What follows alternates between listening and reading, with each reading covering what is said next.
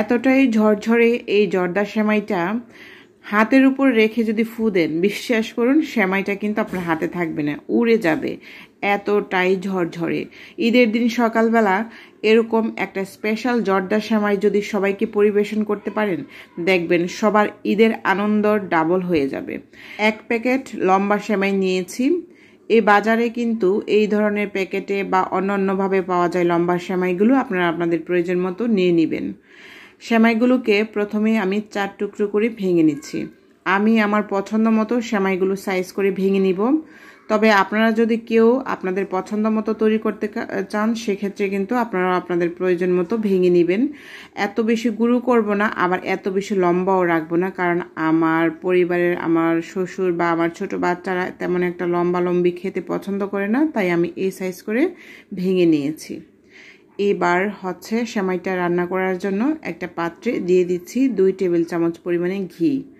এখানে কিন্তু ঘিটাই ব্যবহার করবেন, কোনো প্রকারের তেল দেয়া যাবে না। চাইলে কিন্তু আপনারা বাটার দিয়েও তৈরি করতে পারেন, সেটাও ভীষণ মজার। 3-4 রকমের বাদাম আর হচ্ছে কিশমিশ দিয়ে দিয়েছি। কাজু বাদাম, কাঠবাদাম, পেস্তা বাদাম আর কিশমিশ ভালো করে একদম ঘিয়ের মধ্যে ভেজে নিচ্ছি।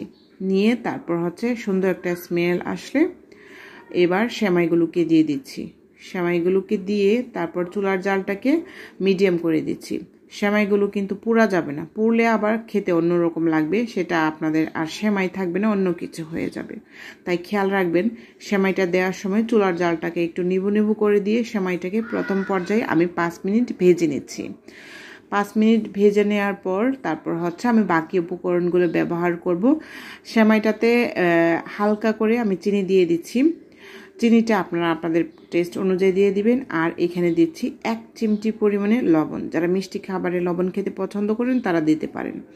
সেমাইটাতে একদম কালার আনা যাবে না বা পুড়া যাবে না, বারবার বলছি, জাস্ট একটু ভাজির কাজটা সাবধানে করলেই চলবে। এবার চিনিটা দিয়ে সামান্য পরিমাণে আবারও একটু নেড়েচেড়ে ভেজে নিচ্ছি। নিয়ে তারপর হচ্ছে পানি দিয়ে দিচ্ছি।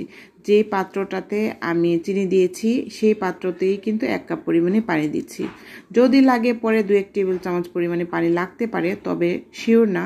আমি এটুকু পানি দিয়ে নেড়েচেড়ে ঢাকনা দিয়ে দিব। আর ঢাকনা দেওয়ার সময় কিন্তু ঢাকনার ভিতরে যদি কোনো ছিদ্র থাকে সেটা বন্ধ করে দিবেন। ভালো একদম স্টিমের মধ্যে সেমাইটা হবে।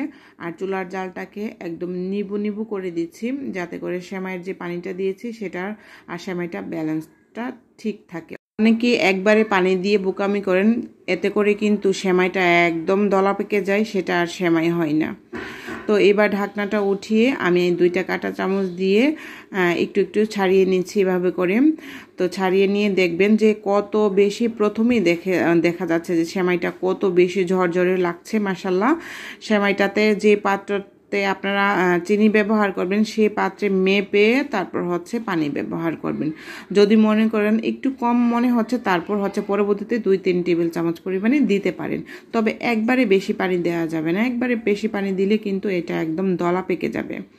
যাই হোক, আমার সেমাইটা আপনারা হয়তো বা আমার বলাতে বিশ্বাস করবেন না, আপনারা স্কিনে দেখে বুঝতে পারছেন যে সেমাইটা কত বেশি ঝরঝরে হয়েছে এবং কি যে সুন্দর একটা স্মেল আসতেছে সেমাই থেকে।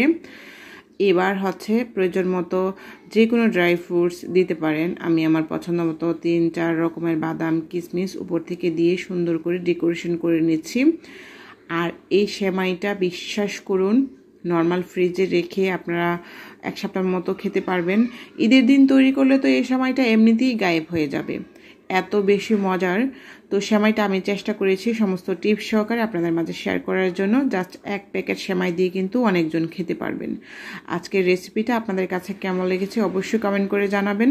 ভালো লাগলে আমার ইউটিউব চ্যানেল তানিশাস কিচেনটা সাবস্ক্রাইব করে সাথেই থাকবেন। দেখা হবে আবারও নতুন কোনো মজার রেসিপি নিয়ে। সেই পর্যন্ত সবাই সুস্থ থাকবেন, ভালো থাকবেন। আমার জন্য এবং আমার পরিবারের জন্য দোয়া করবেন। আর হ্যাঁ, অবশ্যই সেমাইটা কেমন লেগেছে আমাকে কমেন্ট করে জানাতে কিন্তু একদমই ভুলবেন না। আল্লাহ হাফিজ সবাইকে।